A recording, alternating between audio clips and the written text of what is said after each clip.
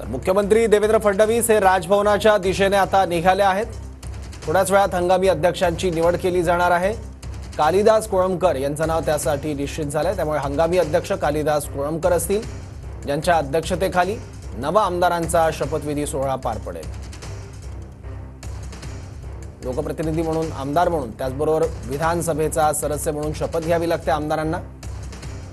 नवनिर्वाचित आमदारांचा शपथविधी होईल। मुख्यमंत्री देवेंद्र फडणवीस राजभवनाकडे रवाना झाले आहेत।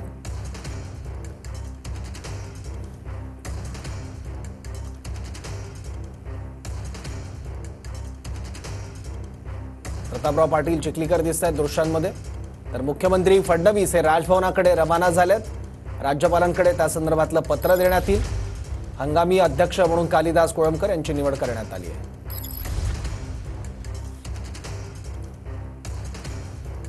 देवगिरी बंगल्याबाहेरची दृश्य आहेत। अजित पवारांचं निवासस्थान आहे। अजित पवार सुद्धा मुख्यमंत्र्यांसोबत जाणार आहेत।